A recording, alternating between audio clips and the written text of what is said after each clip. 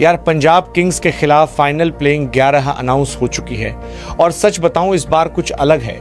इस बार ये सिर्फ एक टीम नहीं है, ये एक वार्निंग है और ये वार्निंग गूंजेगी 3 अप्रैल शुक्रवार को एमए चिदम्बरम स्टेडियम में, चेन्नई का वो मैदान जहां सीएसके सिर्फ खेलती नहीं राज करती है। लेकिन यार इस कहानी को समझने के लिए हमें वापस जाना पड़ेगा कल की उस रात में, क्योंकि जब तक तुम वो दर्द महसूस नहीं करोगे तब तक आज की ये टीम तुम्हें समझ नहीं आएगी। कल जब राजस्थान रॉयल्स के खिलाफ मैच खत्म हुआ तो स्कोरबोर्ड सिर्फ नंबर नहीं दिखा रहा था, वो एक सच्चाई दिखा रहा था। सीएसके टूट चुकी है और ये शब्द बोलना भी दर्द देता है, लेकिन जो हमने देखा वो सच्चाई थी। एक एक करके विकेट गिर रहे थे और हर विकेट के साथ एक उम्मीद टूट रही थी। संजू सैमसन वो नाम जो मैदान पर आते ही डर पैदा करता है, लेकिन कल 7 गेंद 6 रन और वापसी। कोई शॉट नहीं, कोई इरादा नहीं, बस एक खामोशी। और उस खामोशी ने हर फैन के दिल में एक सवाल डाल दिया, क्या ये वही सीएसके है? फिर आए तुराज गायकवाड़, कप्तान उम्मीद भरोसा, लेकिन 11 गेंद 6 रन। और जब कप्तान ही जल्दी आउट हो जाए तो टीम का दिल भी वहीं गिर जाता है। और फिर वो पल जिसने हर किसी को चुप कर दिया, आयुष म्हात्रे, एक युवा खिलाड़ी, पहला मौका, पहली गेंद, आउट,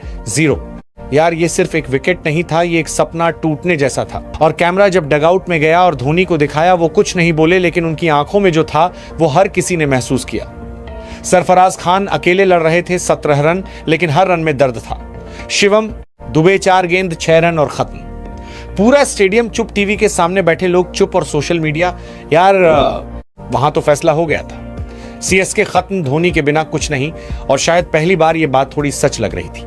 लेकिन यही कहानी खत्म नहीं होती, क्योंकि हर गिरावट के बाद एक खामोशी आती है और उस खामोशी के बाद एक तूफान आता है। और वो तूफान 3 अप्रैल को चेन्नई में आने वाला है, क्योंकि धोनी चाहे मैदान पर हो या ना हो, वो हार को कभी अंत नहीं बनने देते, वो उसे एक प्लान में बदल देते हैं। और आज जो प्लेइंग 11 सामने आई है वो उसी प्लान का हिस्सा है।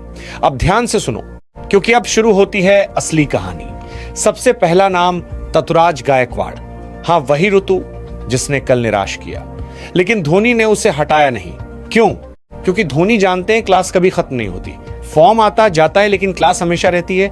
और जब एक क्लासी बल्लेबाज आलोचना सुनता है, सवाल सुनता है और फिर मैदान पर उतरता है, तो वो सिर्फ रन नहीं बनाता, वो जवाब देता है। सोचो, चेन्नई का मैदान क्राउड RUTU चिल्ला रहा है और सामने एक मोटिवेटेड कप्तान। ये सिर्फ बैटिंग नहीं होगी, ये स्टेटमेंट होगा। दूसरा नाम संजू सैमसन। और यहां से कहानी और इंटरेस्टिंग हो जाती है, क्योंकि कल जिस खिलाड़ी को सबसे ज्यादा क्रिटिसाइज किया गया, आज वही सबसे बड़ा खतरा बनने वाला है। धोनी ने उसे हटाया नहीं, क्योंकि वो जानते हैं मैच विनर्स को ड्रॉप नहीं किया जाता, उन्हें सपोर्ट किया जाता है। और यार जब संजू फॉर्म में होता है तो गेंदबाज बस देख सकते हैं, रोक नहीं सकते। अब आता है पहला बड़ा ट्विस्ट, नंबर 3, आयुष म्हात्रे। हाँ, वही लड़का जो कल पहली गेंद पर आउट हुआ था और आज नंबर 3 पर। यही फर्क होता है एक नॉर्मल कैप्टन और धोनी में। धोनी ने उसे नीचे नहीं भेजा, छुपाया नहीं, बल्कि और ऊपर भेजा। यह एक मैसेज है, मुझे तुम पर भरोसा है। और यार क्रिकेट में टैलेंट इंपॉर्टेंट होता है, लेकिन उससे भी ज्यादा इंपॉर्टेंट होता है कॉन्फिडेंस। और आज आयुष के पास दोनों हैं, टैलेंट भी और धोनी का भरोसा भी। नंबर 4, सरफराज खान। एक फाइटर, एक ऐसा खिलाड़ी जो प्रेशर में टूटता नहीं बल्कि और मजबूत हो जाता है। कल उसने लड़ने की कोशिश की, लेकिन आज उसके पास मौका है पूरी कहानी बदलने का। नंबर 5, कार्तिक शर्मा। यह नाम शायद बड़ा नहीं है, लेकिन रोल बहुत बड़ा है, क्योंकि हर टीम को चाहिए होता है एक एंकर, एक ऐसा खिलाड़ी जो पारी को संभाले, जो पैनिक ना करे। और आज कार्तिक वही जिम्मेदारी निभाएगा। नंबर 6, प्रशांत वीर। यहां से गेम का टेम्पो बदल सकता है, क्योंकि यह खिलाड़ी अटैक करता है, डरता नहीं। और अगर उसे 10-15 गेंद मिल गई तो मैच का पूरा मोमेंटम बदल सकता है। और अब आता है वो नाम जहां से क्राउड खड़ा हो जाता है। शिवम दुबे, नंबर 7। कल फेल हुआ, लेकिन आज वो गुस्से में है। और यार एक एंग्री फिनिशर सबसे डेंजरस होता है। 1 ओवर 2 छक्के और पूरा मैच बदल सकता है, क्योंकि अब तक हमने बात की बल्लेबाजों की, लेकिन असली गेम अक्सर गेंदबाज जीताते हैं और यहीं पर धोनी का दिमाग सबसे ज्यादा चलता है। तो अब आगे बढ़ते हैं, नंबर 8, मैट हेनरी। और यहां से कहानी थोड़ी इमोशनल भी हो जाती है, क्योंकि ये सिर्फ एक गेंदबाज नहीं है, ये जिम्मेदारी है। धोनी की गैर मौजूदगी में हेनरी सिर्फ गेंदबाजी नहीं करेगा बल्कि लोअर ऑर्डर को संभालेगा, प्रेशर को संभालेगा और सबसे बड़ी बात उस खालीपन को भरने की कोशिश करेगा जो धोनी के ना होने से आया है। न्यूजीलैंड का ये गेंदबाज स्विंग का मास्टर हैं और चेन्नई की पिच पर अगर उसे थोड़ी भी मदद मिल गई तो पंजाब के बल्लेबाजों के लिए हर गेंद एक सवाल बन जाएगी। अब नंबर 9 नूर अहमद, और यहां से असली जादू शुरू होता है, मिस्ट्री स्पिनर। यार मिस्ट्री स्पिनर को मिस्ट्री इसलिए कहते हैं क्योंकि सामने वाला कभी समझ ही नहीं पाता कि गेंद क्या करेगी।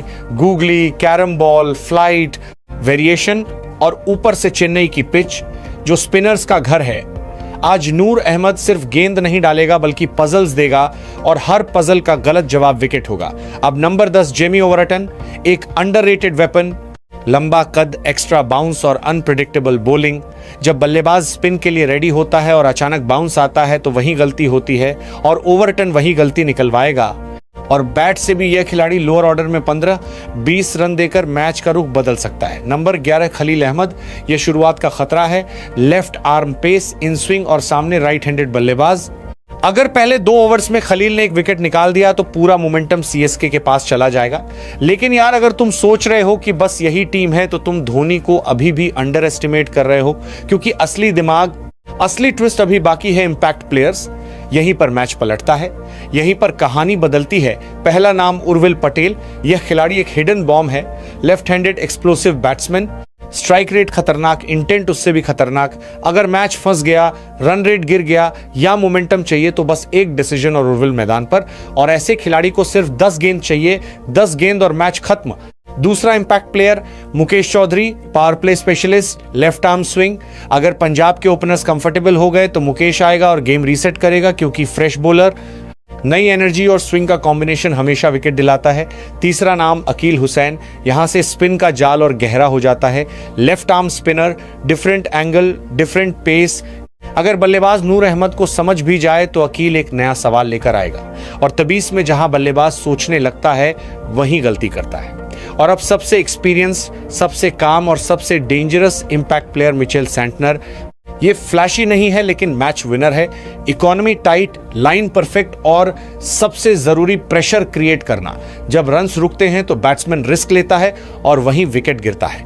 अब यार एक सेकंड के लिए इमेजिन करो 3 अप्रैल, एमए चिदंबरम स्टेडियम खचाखच भरा हुआ, हर तरफ पीला रंग, हर तरफ एक ही आवाज, धोनी धोनी। और मैदान पर उतरती सीएसके, एक टीम जो कल टूटी थी लेकिन आज बदला लेने आई है। पावर प्ले में थुराज और संजू क्रीज पर, पहला चौका और क्राउड खड़ा, दूसरा चौका और प्रेशर शिफ्ट, फिर एक छक्का और पूरा चेन्नई गूंज उठता है।